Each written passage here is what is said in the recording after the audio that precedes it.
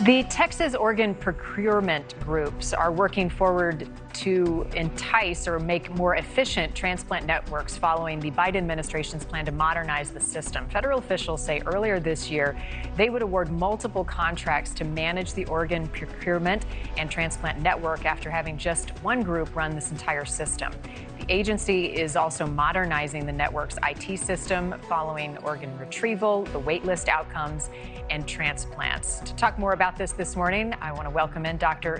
Kumer. He's a transplant surgeon and associate chief medical officer at the University of Kansas Healthcare System. When we hear about needs in the process of procuring organs and helping in this life-saving effort, how long do some of these backlogs and problems go? And is it specific to Texas or is it nationwide? Well, thanks for having me, Marni. I really appreciate it. This is a very important issue. This has gone on for years. We have hundreds of thousands of people in the United States waiting for organs at this point. And we have millions of folks that are signed up to be donors. And there are inefficiencies in the systems, and we need to improve those. So I applaud the efforts that are going forward. Is it inefficiency in the system, or is it a lack of organs itself? It's a little bit of both. So we definitely don't have enough organs, not enough organ donors, but there's also inefficiencies in the system. We have a system now for allocation that has increased the cost of transportation of organs. It's increased discards, and we need to improve that.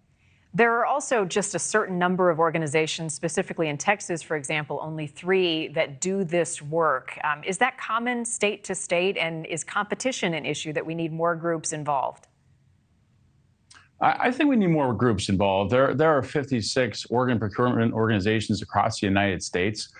So there are 3 in Texas, like you mentioned, but we do need more, and we need some competition. They are essentially monopolies in certain areas, and that's how they function. But we certainly could use a little bit more competition and efforts in this area. Is federal oversight welcomed in this situation?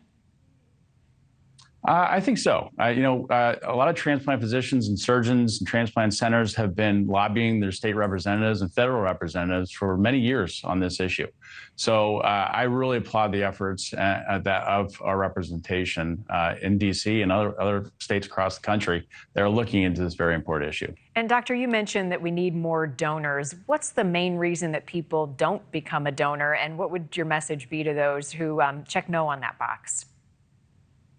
I think it's donor education. I think people don't always know what that means. There are some myths out there. There are some religious reasons that folks don't want to become donors, and we understand that, of course.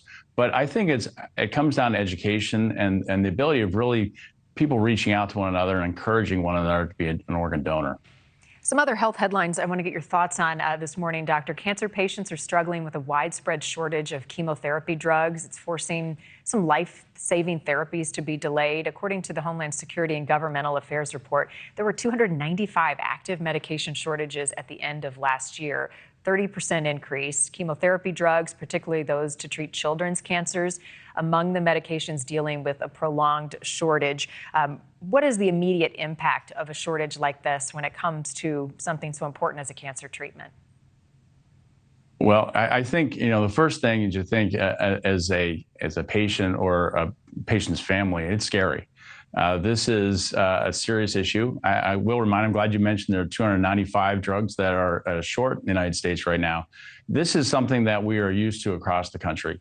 By and large, most of the drugs that are in shortage are usually generic drugs, but this is a very routine type of situation. But nonetheless, there are other alternative therapies that are provided in this case that are standard of care as well in these situations. Prompting an important conversation with your physician. Dr. Kumer, thank you. Thank you for watching. Go to newsnationnow.com to find NewsNation on your television provider. And don't forget to click the red subscribe button below to get more of NewsNation's fact-driven, unbiased coverage.